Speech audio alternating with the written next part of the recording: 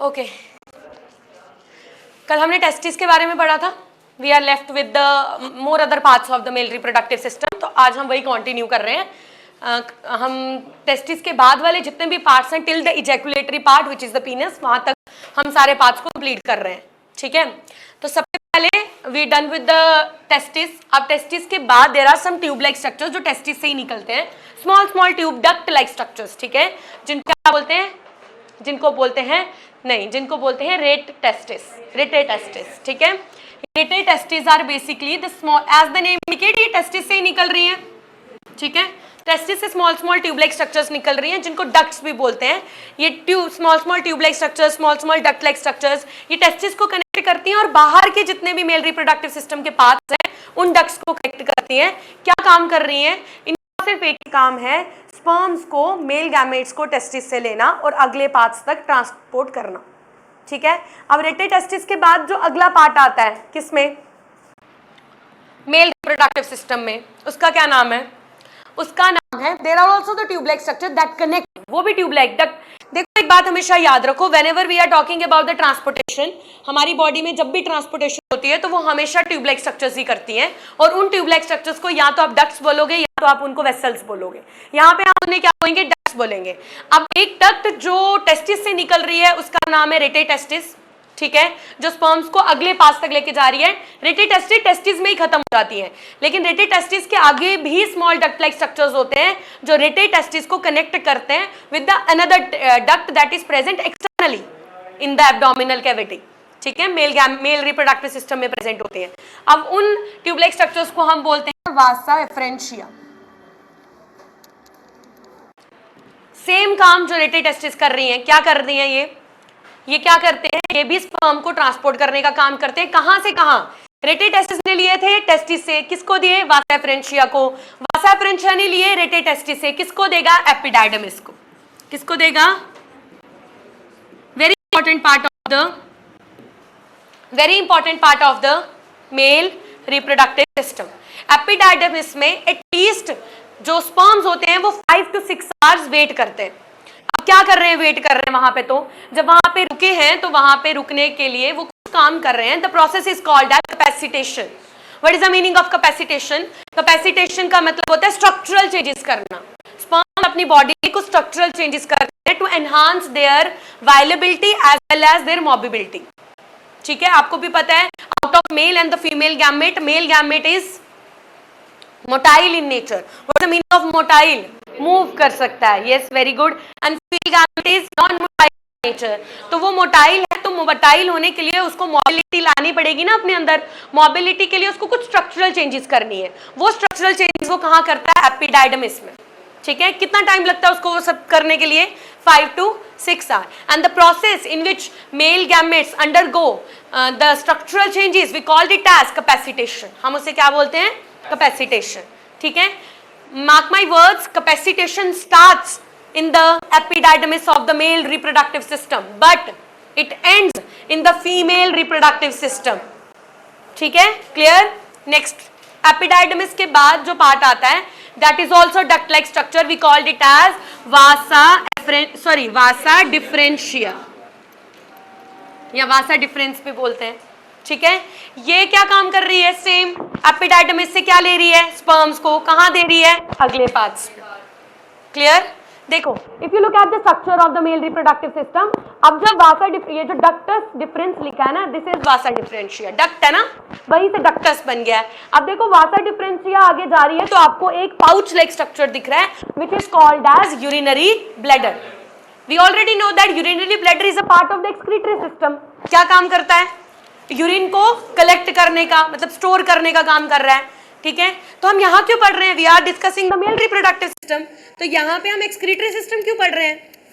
क्योंकि मेल्स में there is a same junction for the passing out of urine as well as semen, that means sperms.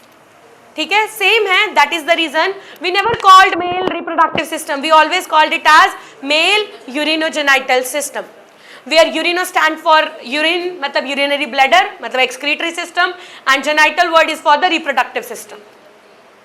Clear? ठीक है। अब pouch like structures के बाद देखो, पाउच लाइक स्ट्रक्चर से यूरेटर्स आ रही हैं, ठीक है, वो क्या कर रही है, यूरिन दे रही है और वहीं से वास डिफरेंशिया भी निकल रही है।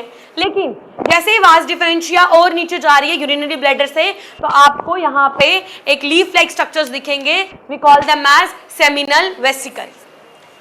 In a male reproductive system, we have 3 accessory glands, ठीक है, and those 3 accessory glands are, first one seminal vesicle, second one prostate gland, third one bulbourethral gland, bulb shape की, ठीक है। ये 3 ग्लैंड्स मिलके विद द रिप्रोडक्टिव सिस्टम पूरा का पूरा मेल यूरिनोजेनाइटल सिस्टम बनाती हैं। और इन 3 ग्लैंड्स को हम क्या बोलते हैं, मेल एक्सेसरी ग्लैंड्स। क्या बोलते हैं, ठीक है, क्लियर।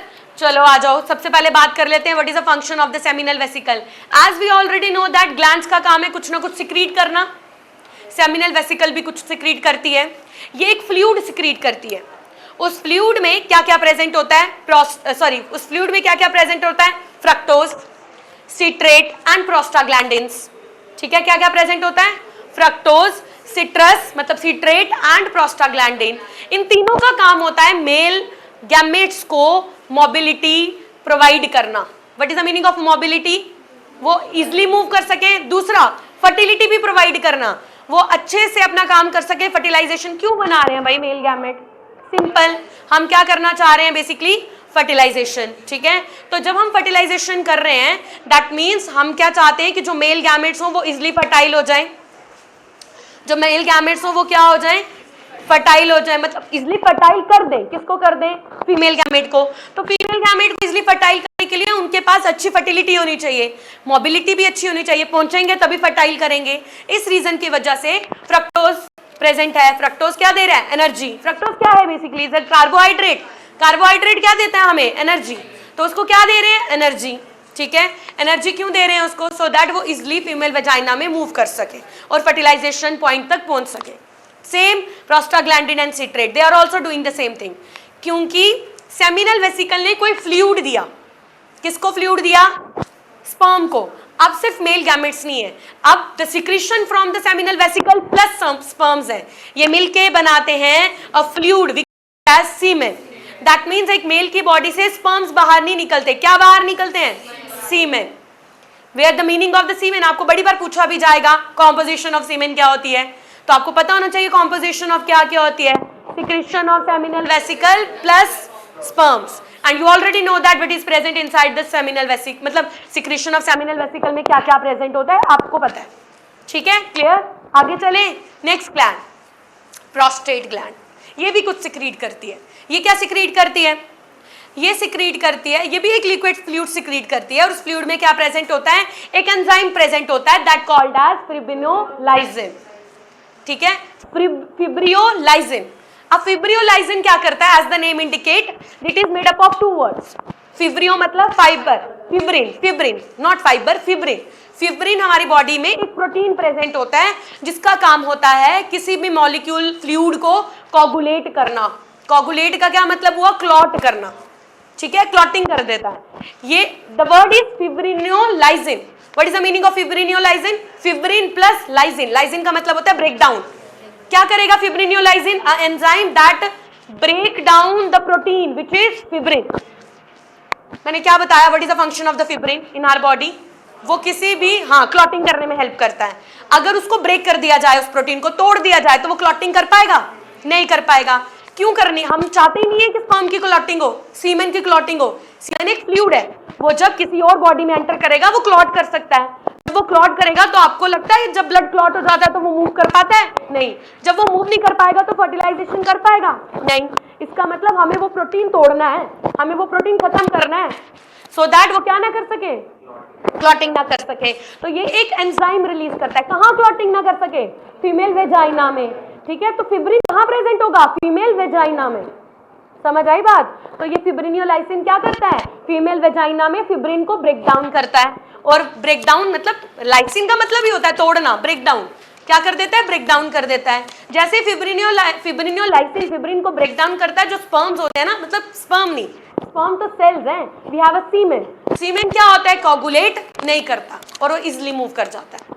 तीसरी gland bulbourethral gland which is also called as Copper's gland. It is the accessory gland and the only gland which is present inside the male reproductive system. ठीक है, ये एक ऐसी ग्लैंड है जो आपको फीमेल में नहीं मिलेगी, ये सिर्फ मेल में प्रेजेंट होती है. ठीक है, which is called as bulbourethral gland, और इसका एक और नाम है, we called it as copper gland. Bulbourethral gland नाम पड़ा है, बल्बो मतलब बल्ब की शेप की होती है, यूरेथ्रल का मतलब है यहाँ पे एक्चुअली जब urine pass out same junction से हो रहा है, सीमेन भी एक ही जगह से पास आउट हो रहा है, तो कभी कभी यूरिन जो होता है वो एसिडिक इन नेचर भी होता है. We didn't want semen to be acidic in nature. Semen हमेशा कैसा होना चाहिए? एल्कलाइन. ठीक है, अब सीमेन एल्कलाइन करने के लिए सबसे पहले तो सीमेन की एसिडिटी को ब्रेक डाउन करना है, मतलब खत्म करना है. तो प्रोस्टेट ग्लैंड भी करती है, कंट्रीब्यूट करती है क्या करने में? सीमेन की एसिडिटी को एल्कलाइन बनाने में.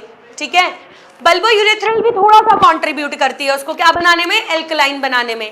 सेकेंड, कैसे करती है? बल्बोयूरेथ्रल एक ल्यूब्रिकेंट प्रोड्यूस करती है, वो ल्यूब्रिकेंट एल्कलाइन इन नेचर होता है, तो थोड़ी एल्कलिनिटी वो भी प्रोवाइड करती है. अगर कुछ एसिडिटी आ जाती है यूरिन के साथ तो बल्बोयूरेथ्रल क्या कर देती है उसको? Alkaline. Second very important function of the bulbourethral gland, ये पीनस को क्या प्रोवाइड करती है? ल्यूब्रिकेशन. क्या प्रोवाइड करती है? Lubrication. You already know that penis is called as a copulatory organ. Copulatory organ का क्या मतलब हुआ? जो कॉपुलेशन करता है, कॉपुलेशन होगी तभी ही सीमेन रिलीज आउट होंगे इनटू द फीमेल वेजाइना.